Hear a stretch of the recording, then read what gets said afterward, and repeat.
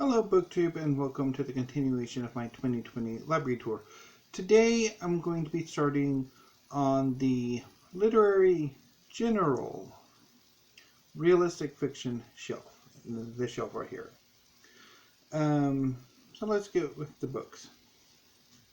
First up is Darkmans by Nicola Barker.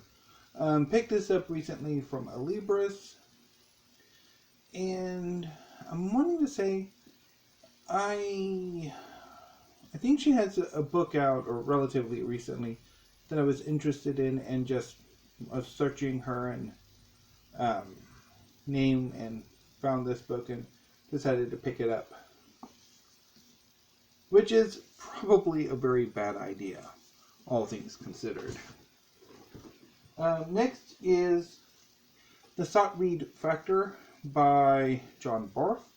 I've read his Barth's collection of novellas Chimera, which features two retellings of Greek myth, the Chimera, Bellerophon, and Perseus with Medusa, and then also retells the story of Scheherazade from The Thousand and One Nights.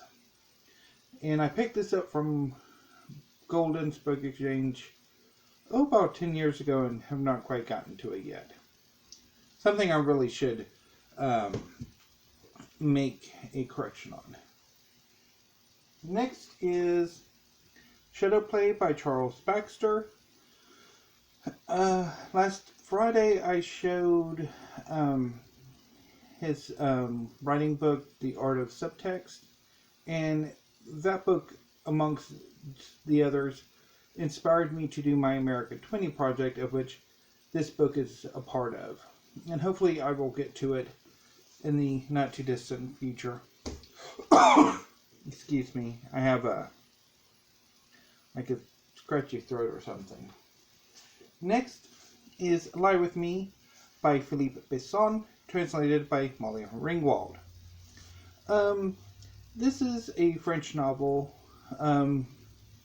with two time periods, one in the 70s and one relatively more recently, telling the story of Philippe's relationship with a young man named Thomas when they were teenagers in the village, and later Philippe's interaction with Thomas's son as revelations about Thomas are made. I really liked the book. I read it a few months ago. It was quite good, although the more contemporary part of the story left some to be desired. I mean, the scenes depicting the relationship between Philippe and Thomas are far, far better than the decades later scenes. And next is Sarah Bird, Alamo House. I picked this book up because I really want some Texas writers, and this book sounded interesting and appealed to me, and so I decided to pick it up.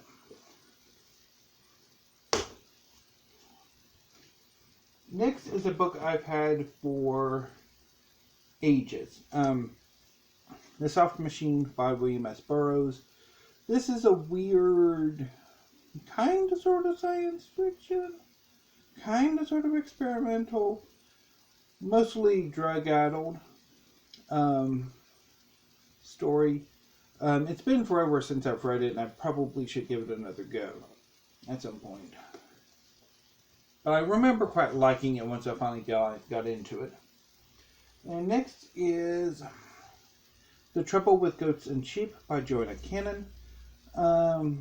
This book made the rounds of at least British BookTube a few years ago, and I thought it sounded interesting, and I had nothing better to do with my time during a Jonathan Book Depository, because I think I picked this up when I ordered The Lesser Bohemians. And whether that was a good decision or not remains to be seen. I'll have to get around to it. And next are a few books by Dennis Cooper, who's an author I kind of would like to collect his entire oeuvre. So first up is Closer, which I think I've read this one. But I could be wrong. But Closer. It's one of his George Miles novels. And next is Frisk, again by Dennis Cooper. So now one of these books is really amazing and like has a very hard ending.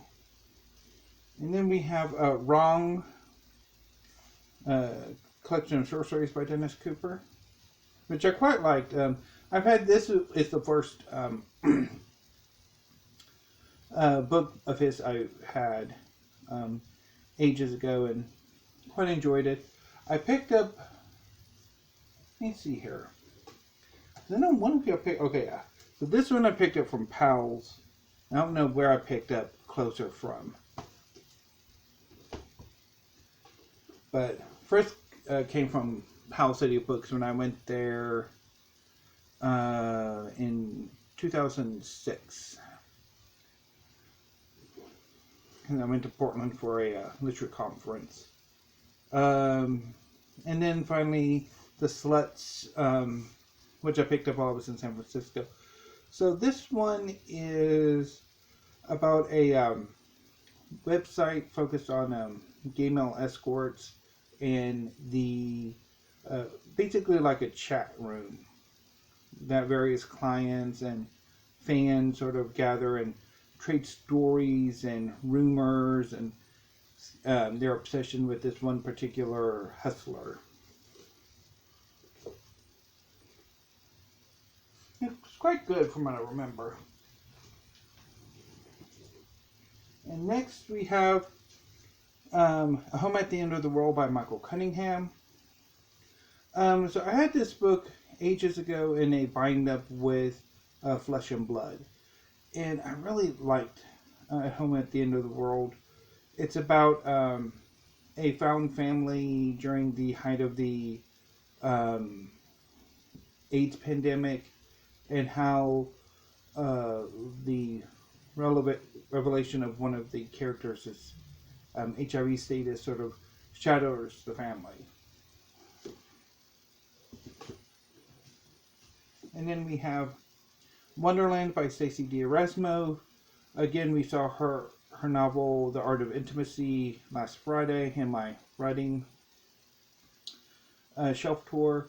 And again, this is one of the books that sort of inspired my America 20 project. Whether it's still active or defunct, I don't know. You'll see. And next is The Burden Palace by Stephen Dobbins. I read a collection of his poetry earlier in the year and was quite intrigued and thought this novel sounded interesting and thought maybe I could put this in with the America 20 project. And then we have two by Bret Easton Ellis, Less Than Zero, his first novel. This is about a young man named Clay who comes home to Los Angeles for a holiday weekend and basically is slowly drawn back into his old life and the apathy that ensues and trauma that ensues. It's been a while since I've read it. It's a pretty dark book, though. And then also his second novel, The Rules of Attraction, which is set on the campus of the, basically it's a fictional version of Bennington College. Although I'm thinking that might actually be the name of the school. I think it's Bennington's the real one, and the fictional one is, I don't remember. Anyway. But yeah. I've read some of The Rules of Attraction, but I've never made it all the way through. And I had it in a better paperback edition, or trade paperback edition. And next we have Two Faulconers. As They Lie Dying, which is about,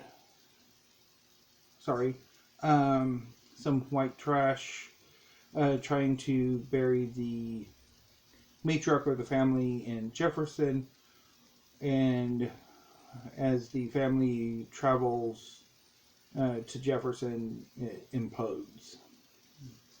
It's probably, I would say, my favorite Faulkner novel.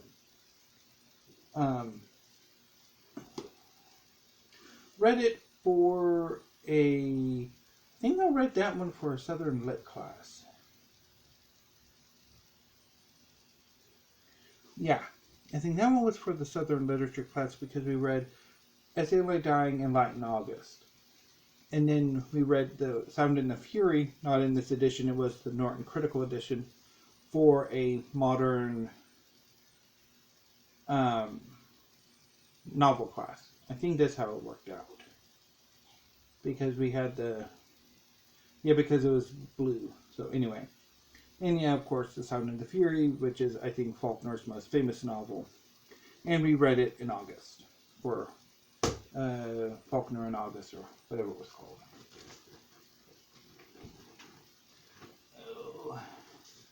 Next, I have The Farsight Saga by John Galsworthy. I read the first book in the series, A Man of Property, a few years ago and wanted the whole collection. And I finally found the edition at Golders Book Exchange. Although I haven't actually gone back to it, I really need to. And then we have Jean Genet's Our Lady of the Flowers, classic gay novel from France. Picked up from Hastings. My Son's Story by Nadine Gordimer. I picked this one up from the Cell Nook at West Waco Library and Genealogy Center. This is about a teacher who becomes an activist and how his activism affects his family, and particularly his relationship with his son, who discovers that his father is having an affair with a white coworker. I've had a very mixed reading relationship with Nadine Gordimer. I liked her novel The House Gun, which came out in the late 90s. But I haven't gotten on with My Son's Story. I've tried it twice, and while I finished it the most recent time, just didn't quite work for me. And I've also never gotten on with Burger's Daughter, which I think very much has a lot of similarities with My Son's Story. Next is What Belongs to You by Garth Greenwell. This is a story of Garth Greenwell while he's a English teacher in Sofia, Bulgaria, and his relationship with a young hustler that, I guess it's, the character loves him, but the hustler is probably just milking him for all he's worth. Anyway, I have tried this book 2 or 3 times, and I have never gotten on with it. So, anyway, I'm not as impressed with Garth Greenwell as some people on BookTube. And next are 2 novels by Jim Grimsley, Dream Boy. I've had this book forever. It's about 2 young men in the South who slowly develop a relationship and sort of the after effects of that relationship. And it is I remember it being quite powerful and moving, and there's a bit of magical realism at the end. But it has been quite a while since I've read it. And Boulevard, which I've had for a while, and just recently read this year. It's about a young man from a small town in the South, moving to New Orleans and sort of trying to establish a life for himself in the New Orleans gay scene. And I think if it just stuck to sort of establishing him, Newell's, the protagonist's life, and like, I think it would have worked a little bit better, but it kind of starts to develop a sort of a thriller aspect to it towards the middle and end that I don't think quite worked. And finally, there's Life Drawing by Michael Grumley, which I think I picked up a year or so ago. I don't remember if it was on Steve Donahue's recommendation or Sean the Bookmaniac, but whoever, I didn't quite get on with this one. And the same can be said for Cody by Keith Hall. I know this one I think was definitely a Sean the Bookmaniac recommendation and really did not get on with it at all. Although I might give them another shot before I decide what to do with them. Anyway, BookTube, that was shelf 1 of the literary, realistic, general fiction shelf. So tomorrow we'll continue with shelf 2. And I will probably be back here in a second with a writing art update. So see you in a few. Until then, thank you, have a great afternoon, and please stay safe.